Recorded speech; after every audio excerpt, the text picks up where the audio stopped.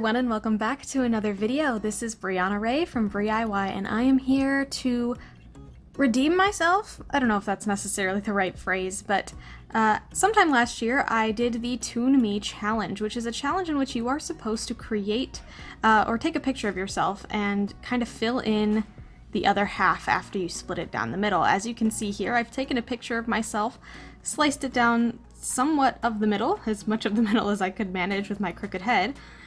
And now I'm trying to fill in the other side. So when I first did this challenge, I took it into Autodesk Sketchbook, which is where I do all of my digital art. And when I was in there, I think I didn't really do very well. I think I relied too much on the original image. I think I tried too hard to kind of copy exactly what the picture looked like and just kind of cartoonify what was already there instead of doing it in my own style.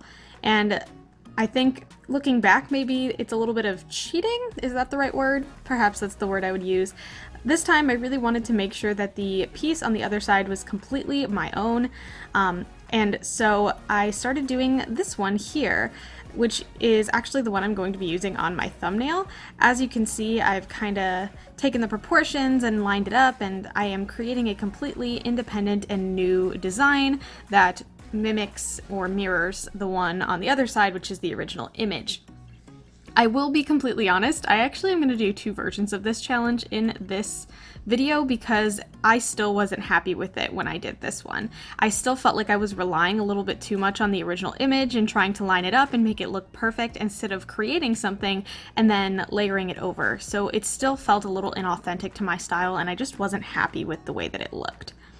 As you can see, I spent a lot of time messing around with the eye shape and the eye size and trying to just make it blend in as much as possible, and that really I don't think is the point. So I don't totally hate the way that this first one turned out, but I did end up doing something different. And I think I'm a lot happier with the way that the second one turned around. I spent a lot of my time the last year or so really trying to give myself the ability to draw people and portraiture a little bit better, frankly. I usually was too afraid to do stuff like this, not too long ago actually, but I think I've kind of gotten over it, and I've been a little bit more accepting of the fact that not everything is going to look perfect every time, and you're going to have some that look better than others. And I think I've gotten to a point over the past year I'm actually quite proud of my growth and what my art style looks like now. I just felt this one maybe looked a little bit too forced and not original enough. So that's really where I'm going with all of this. I think that I did some things really well. I think I've also kind of changed the way that I do eyes a little bit since I did this one and then switched to the other one. As you can see in the eyeball, which not so much in this particular clip, but I do kind of have like a straight line going down on the outside, which is a little bit more, I'd say, anime-esque. And since then I've kind of switched to doing a angled line that follows the kind of eyeliner line that's on the top, which you'll definitely notice in the next one, even though in the next one my eye is actually closed in that half that I drew. So I think it's obvious what I'm talking about, and I'll show you definitely for sure, but I'm kind of adding in the makeup and doing this kind of last minute shading and designing here. Again, I don't think it's horrible, it just wasn't totally authentic to my style. I do like it, it just felt off a little bit. So I did, however, really like what I did for the background here. So I actually took all the colors actually from the background, and I created like a gradient using the gradient feature. And I pulled all like these different colors to kind of create as close of a gradient as I could to the brick wall. And then I took that kind of grout color of the brick and then blended it in as well. And in the end, this is pretty much what it looked like. I thought it was pretty good, but like I said, I can do better. So I had been doodling a little bit at work, and I actually ended up creating this drawing of myself from a picture reference that I had from several months in the past. And I thought maybe the best way to do it would be to just kind of superimpose that picture that I made completely independent of the original, and then worry about lining it up afterwards. And I thought this looked way better and worked way, way better. So this is kind of what my style of drawing looks like now after maybe a year of practice. You can see that some of the elements are still very similar, and you can see that I've got this more like angular eye shape instead of more of a square almost eye shape. And this is gonna drive me nuts, but the thing that I really don't like about Autodesk Sketchbook, and something that I think was kind of a detriment to me completing this challenge, or really any art that I've ever done, is the fill feature doesn't fill all the way to the ends. It kind of leaves these white barriers, and there's gonna be like a disgusting amount of time left over where I'm just going in and kind of filling in those white barriers.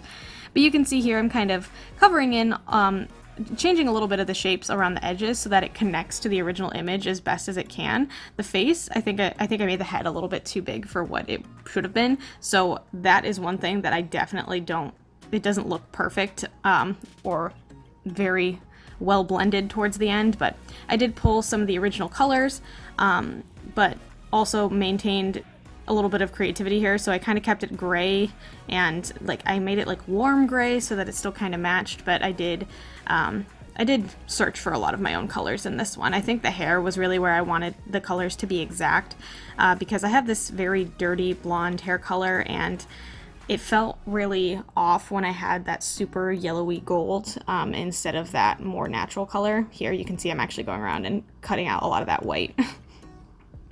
I also had to like darken my eyebrows up a little bit towards the end because they just kind of blended in with the skin tone a little too much.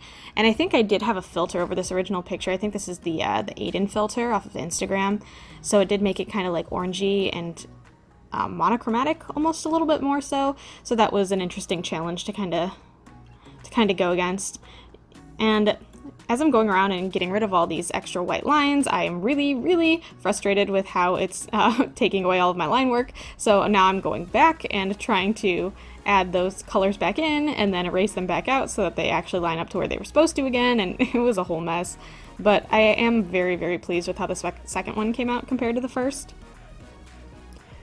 I'm trying a lot of different things here too. I really like these like dark outlines around all the notable pieces here. I think I went back in and I did, yeah, this dark line around the shoulder, and definitely went for like the pops of the skin tones before I went for the pop of color around the clothing so that it made the character stand out more instead of the clothing. And of course these like highlights, or not highlights, shadows that I kind of put everywhere, and then I thought maybe I should do like something in the ear and kind of give the ear that like ear definition that it should have. That's one thing that I'm struggling so much with, is it always looks funky no matter what I do, no matter, you know, what I think I see. It never quite looks right when I put it on paper. So I tend to kind of ignore that or avoid it as much as possible. So now I'm kind of adding in this hair texture, which I like to do just by adding in like a darker and a lighter set of colors and then going over it with a hair brush, or a brush that is supposed to imitate hair. That way when you drag it, it kind of looks like it's got that lined hair texture in it. I think that's a nice like easy way to get it done. And at this point I was still thinking, gosh, it's still a little too yellow. I really think I need to pull some of that, you know, original color back into it, but I got irritated that it wasn't looking right and then switched back to the skin. And of course when I drew this picture I didn't draw in this see-through cape duster thing that I had here, this like lace duster that I was wearing, so I decided to use like a transparent brush to go in and do that, but you didn't end up seeing through to it anyway. Kind of it didn't work out the way that I wanted it to, but I still think it looks fine.